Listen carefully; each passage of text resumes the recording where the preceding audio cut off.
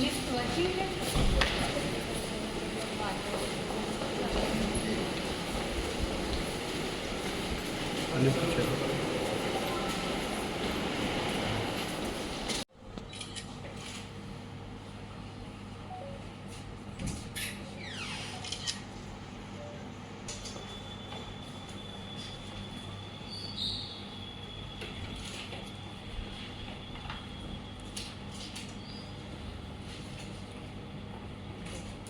आज तीसरे कलेक्टर के रूप में आपने अलवर जिला दायित्व लिया है, क्या कहना चाहते हैं, किस तरह का प्राथमिकताएं रहेंगी और क्या क्या आपकी योजना है?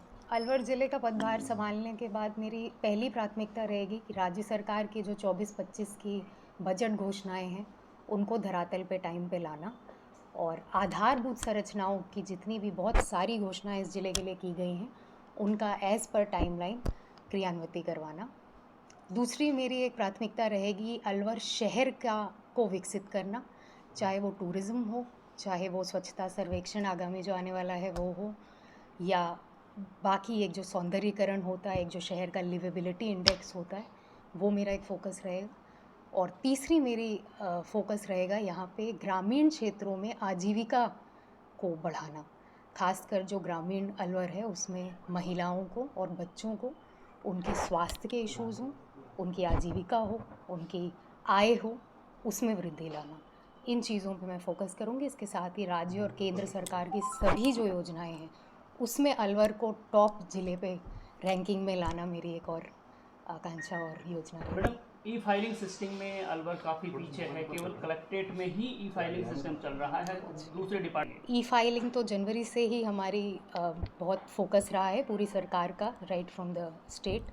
तो ई फाइलिंग पे मेरा पूरा फोकस रहेगा। और अलवर एक बड़ा ज़िला है, इस वजह से मैं पिछले 2 छोटे ज़िलों से आई हूँ, तो वहाँ तो थोड़े संसाधनों की कमियाँ भी होती थी, वहाँ अरेंज नहीं हो पाता था। बट यहाँ मेरी उम्मीद है कि ई फाइलिंग तो हम डेफिनेटली इसमें मैडम, ऊपर सरिस्का आएंगे। का इशू आपके संज्ञान में है, सीईसी की रिकमेंडेशन है, सुप्रीम कोर्ट के ऑर्डर्स हैं, तो उसके लिए सरिस्का के चारों तरफ सराउंडिंग एरिया में जिसमें कॉमर्शियल एक्टिविटीज चल रही हैं उसके लिए क्या कार्रवाई करेंगे? सर, इसका के इश्यूज़ जो अभी मेरी नॉलेज में है, वैसे अभी मैं और ब्रीफ हो जाऊंगी, उनमें जो मैंने 1-2 मीटिंग्स अटेंड की और उसमें मोस्ट इम्पॉर्टेंट जो इश्यूज़ हैं वहाँ के डेवलपमेंट के, एक तो एलिवेटेड रोड का है, सीईसी की 10 से ज़्यादा रिकमेंडेशंस हैं जिसकी एक वीसी मैंने अटेंड की थी। उन सब पे टाइमलाइन के हिसाब से योजना बना के मेरी फोकस रहेगा उस पे, चाहे वो रीलोकेशन हो, एलिवेटेड रोड हो, बाकी रिकमेंडेशंस पे वर्क करना हो, and that will be a priority जिसमें फॉरेस्ट विभाग के साथ हम जुड़ के काम करेंगे। मैडम, सीईसी 8 साल बाद में जरिया आता था, वो रुमरैन से लेके ढाई पैड़ी तक उन दोनों पे कब्जा हो चुका है,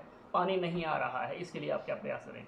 इसके लिए इरिगेशन विभाग की, आपने देखा होगा इस बार सरकार की भी बहुत फोकस रहा है इन चीज़ों पे, और अपनी जो बजट घोषणा है बहुत बड़ी, वो भी साबी के रिजुविनेशन की, जैसे मैं जिस ज़िले में थी वहाँ साबी ज़्यादा वो थी, यहाँ पे रूपा रेल और साबी दोनों का ही कुछ पार्ट्स हैं, उनका रिजुविनेशन की है। इन एडिशन जो आपने बताया, इसके लिए इरिगेशन विभाग के जो रिकॉर्ड्स हैं, यूजुअली ऐसे में मैंने देखा है इरिगेशन और रेवेन्यू के कोऑर्डिनेशन के लैक की वजह से ऐसी चीज़ें उत्पन्न होती हैं। उसको एक एक करके वो गुत्थियाँ सुलझाना और उन पे एक्शन करके, क्योंकि बारिश का पूरा अलवर जोन, इवन खैरतल तिजारा और ये सारे ही डार्क में हैं वाटर लेवल के हिसाब से, तो वो ज़रूर प्राथमिकता रहेगी कि अगली गर्मी के पहले वो सारे इश्यूज रिजॉल्व किए जाएं। पर्यटन को लेके आपने बात की, मंत्री भी राजस्थान से ही हैं केंद्र में, यहाँ पर एक बड़ा पोर्टफोलियो भूपेंद्र यादव जी, क्योंकि आपके सामने पहले होटल तोड़फोड़ अभियान, उससे पहले खाने भी बंद हो चुकी हैं, तो अब कैसे करेंगे उसको, अमली जामा किस तरह पहनाएंगे आप?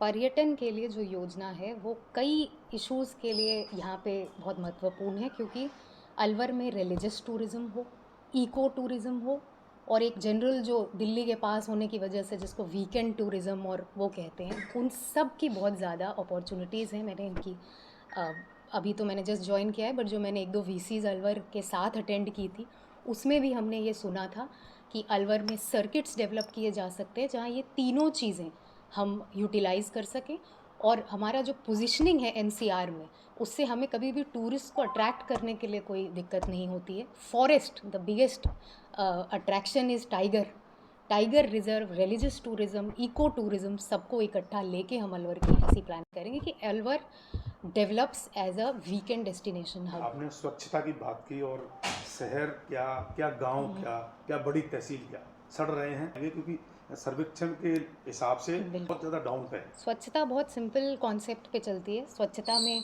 2-3 इश्यूज होते हैं। एक तो होता है कि आप सफाई नियमित करें, जो भी हमारी लोकल बॉडी है उसको इतना एम्पावरमेंट हो कि वो सफाई नियमित करे।